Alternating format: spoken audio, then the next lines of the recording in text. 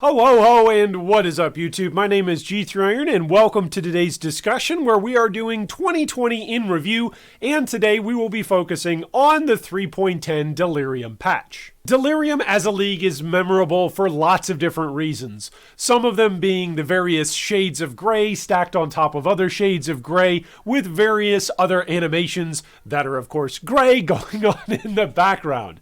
In addition to the various color themes that were strange, we also got a new strange amount of player power that was previously pretty much unprecedented in Pathofexile. These things and more will be tackled in today's 2020 PoE in review, Delirium. What will you find in the darkest reaches of your mind? Come, step into my world of twisted illusion. The story of Delirium in terms of its announcement and release is pretty straightforward. It was announced on the forums via an announcement post on February 25th, 2020. It then came to PC on March 13th, 2020. This is pretty notable because for this entirety of this cycle, or rather almost the entirety of this cycle, most of the world was under some kind of different health regulations because of the human virus that was going around in 2020, most notably COVID-19. This is, of course, a big asterisk during almost any part of a discussion that involves Delirium when we're talking about player counts, player retention, and player involvement. Never before had so much of the world had as much access and time to their computers, nor had as much work to do from home as before. To say that 2020 was the best of times and the worst of times, Delirium, in my opinion, was on the best of times side of that equation in the midst of, well, so much other loss and death and suckiness that was the worst of times in 2020. According to the Steamcharts, which those numbers are above my slightly jingly forehead, you can see March 2020 was the highest peak player count for Steamcharts. That's users playing Pathofexile using the Steam client engine in order to actually launch the program. That is a separate number of players from the standalone accounts that play Pathofexile. I'm one of those players who plays on a standalone account. Nonetheless, March and Delirium's launch was the highest peak player amount on Steam for Pathofexile. To say that Delirium as a league was popular would be the understatement of the year. It was massively popular, and it gave players a massive amount of various options for building new builds, for refurbishing old builds, and for strengthening and shoring up builds that needed strengthening and shoring up. While there were plenty of depressing things going on in the world during March, April, and May that made the rest of the world seem gray outside of our windows, inside our windows, and on our computer screens, we were delighted to be able to interact with all of the different monsters, all of the different mechanics, and all of the different challenges that came accompanying Delirium League. But I'm getting ahead of myself. I'm giving too much of my opinion and telling you too much that I thought Delirium was fun. We'll save that for a few minutes. Let's hop over and take a look at some other statistics about Delirium League. The meta during Delirium was quite intriguing, to say the least. If you look above my slightly balding forehead, there's a guy up there who's pretty much completely bald, and he did a video talking about the various popular ascendancies during Delirium League. At the top end of things, pretty much it was Trickster, Assassin, and then Champion Necro in softcore, and then Necro, Champion, Gladiator, Hierophant in hardcore. In terms of the main 5 links at the time of that particular video's recording, most players were using Cyclone. And do you remember Stormbrand? Stormbrand used to be pretty popular. Players used to use Stormbrand a whole lot, whether that was for league starting purposes or simply for building up a large Archmage-style archetype character. Stacking mana and then stacking flat lightning damage and then having it run around and you just cast Brand Recall all the time. And it was like running Simulator 2020. It was amazing back in the day when it worked that way.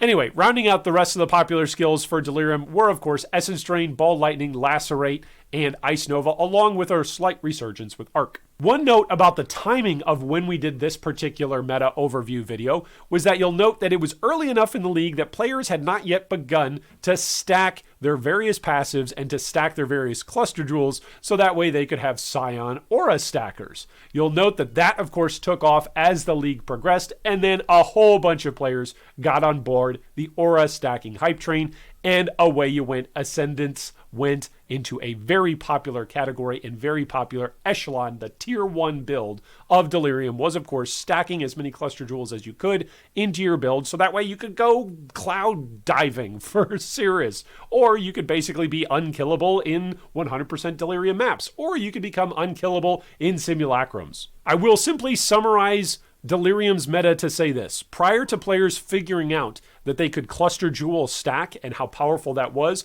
it was something of a diverse meta. Not completely diverse, not equal across the board, but it was something of a diverse meta, at least in comparison with where it eventually led to. My personal opinion about Delirium is that it was a 2 thumbs up, awesome, amazing, out of this world league.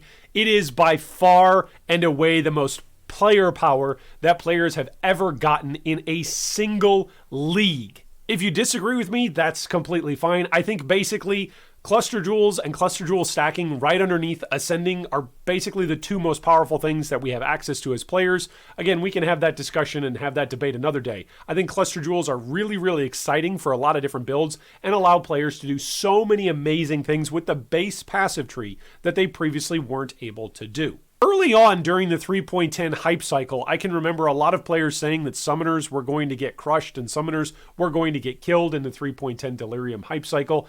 And of course, that turned out to be absolutely not true. There were still tons of players who were able to play summoners all throughout Delirium, and summoners in some way have actually recovered from some of the nerfs that have happened as summoner players have gotten more creative with their cluster jewel usage. And so that's just ridiculous, like anyone thinking that you can kill summoners by giving them more options and by allowing minions to have impale and deal things like double damage on cluster jewels. But anyway, that's, again, I think Delirium was great for that, for player power and for player options. In terms of content, Delirium in and of itself was very risk and reward oriented. It was very much a push your build to do the sort of content and to take on the sort of challenges that your build can potentially reach. You could always feel like, as a player, there's some new level of power that I can aim for and attain. Maybe that's a new set of rewards that you can be working towards during a regular mirror Delirium encounter, or maybe that's a new wave that you can look to push through in a faster or more efficient way when you're fighting in the simulacrum, or maybe that's trying to improve your build to go from a 20% to a 40% to a 60% all the way up to a 100% Delirious Influence Tier 17 map. We've seen some leagues in the past that have been player power oriented, and we've seen some leagues in the past that have been monster power oriented or difficulty oriented. And inside Delirium, we got a massive mixture that I feel like was just the perfect mixture at the perfect time for players who were looking to play Pathofexile and sink hundreds of hours into Pathofexile. Delirium delivered on that by giving us content that was meaty and weighty enough for us to repeat and revisit with numerous different builds, and because of Cluster Jewel's powers, it allowed us to take on numerous different builds into those various challenging scenarios. In short, Delirium is all of the things that I could ever hope a league in Pathofexile to be. It offers challenge, it also offers power. It offers rewards, but those rewards need to be earned. It offers skill and skill opportunities for skillful play, but if you need to, you can gear check your way past it. There is a ton that is to be said about Delirium's design and Delirium's ideas as a part of Pathofixile's core gameplay. And that's before I even mention Delirium Orbs, which further give players agency for the sorts of content and the sorts of rewards that they are aiming for in the sorts of content that they are tackling. The Simulacrum just spits out rewards left and right and gives you a diverse amount of styles of rewards, whether you're an SSF player or a Trade League player. Both of them can see the value in running Simulacrums, as well as in tinkering and tweaking the sorts of maps that you are choosing to run and influence and juice up with your various Delirium Orbs. It is simply exquisite. Delirium, there are so many good things that could be said about Delirium in its ideas, in its mechanics, and in its entire philosophy as an addition to Pathofexile. 2 thumbs up. Very nice. Okay, so with all of that said, that's positive. Not everything goes off without a hitch, and Delirium is that as well. Like we said earlier, Delirium was the best of times, and it was the worst of times. Delirium's changes during the league to balance and make fixes to various bugs were simply atrocious, and in my mind, they're still seared in my mind. I'm not going to say it's unforgivable, but I am going to say it's still very much seared in my mind. Changes were made during the league to both Purposeful Harbinger and Herald of Agony virulent stacking, and I'm simply going to point this out just for the sake of all of us to remember. Path of Exile used to be a game, and Grinding Gear Games used to be a company that would pride themselves on essentially giving you 3 months worth of content through a league that was released. And then if something was broken, if something was OP, if something was simply making the rest of the game or portions of the game simply trivializing it, Grinding Gear Games wouldn't come in with a Nerf bat and smack it simply because you found something that was good.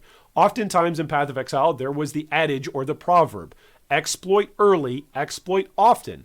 Find things in the game that you can figure out how to manipulate to your advantage and then use them. I feel like that was a hallmark, or rather a foundational principle of Grinding Gear Games. And during Delirium, through lots of different things changed during Delirium. There were essentially changes that should have been made, in my opinion, during a regular patch cycle that were made during the actual league itself that changed people's builds. Now, I'm not saying that the changes that were made nerfed people's builds into oblivion or something like that, because it clearly did not. There were still plenty of players showing off, even after the changes and the hotfixes to various levels of aura stacking, that you could still go in and cloud dive on Cirrus, for instance. That's not what I'm saying. My point is that philosophically, it used to be, at least as a consumer, that I could say, okay, Grinding Gear Games has released patch notes. They've said, this is the content that we've got. These are the buffs that we're getting. These are the nerfs that we're getting. And this is now the game that we will be playing for the next 3 months. The changes that were made during to Delirium, in my mind, opened up a Pandora's box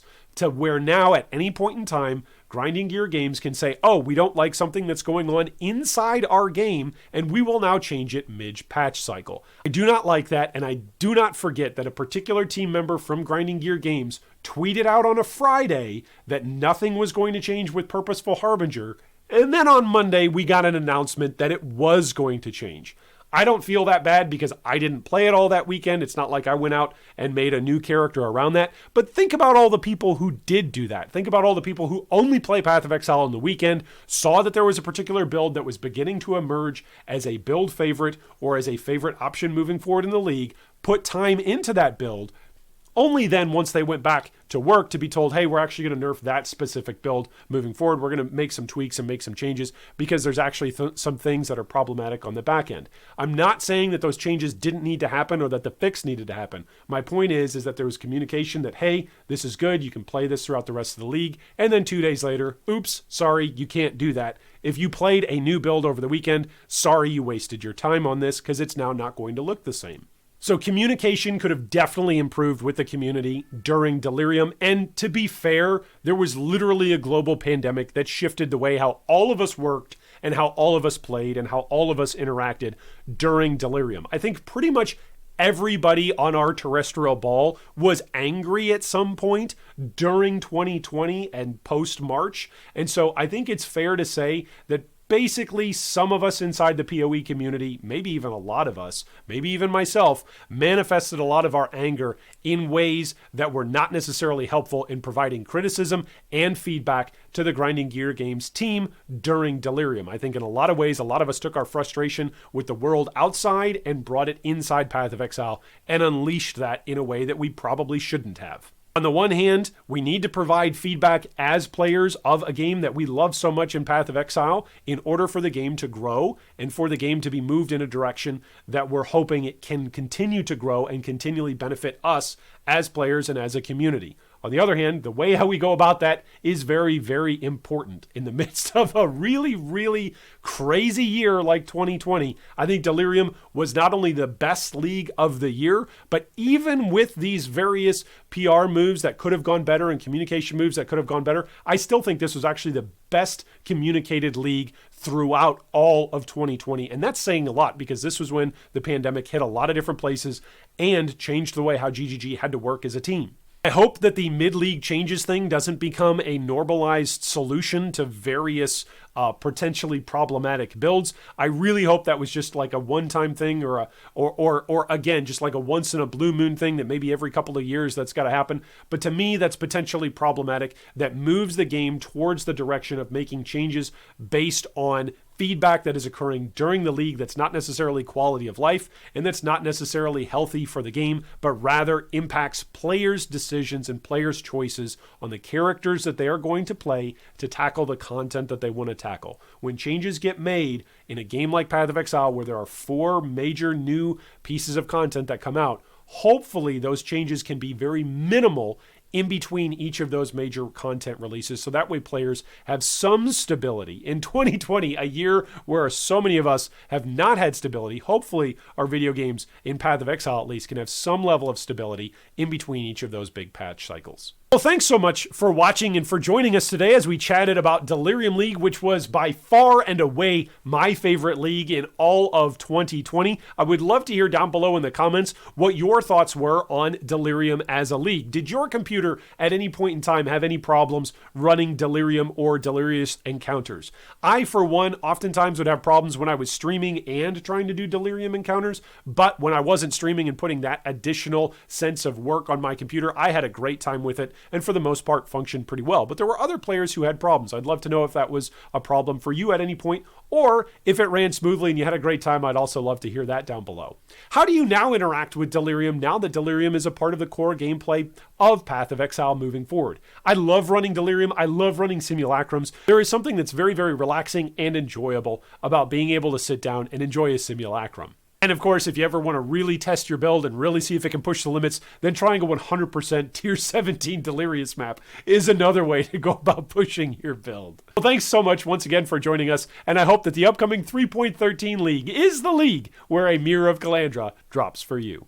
Thanks for watching that video. If you'd like more information on any of our discussion points today, you can see them down below in the video description. If you'd also like to join our Discord or support our Patreon, you can do so with the links down below. Thanks again, and big shout out to all of our Patreon supporters.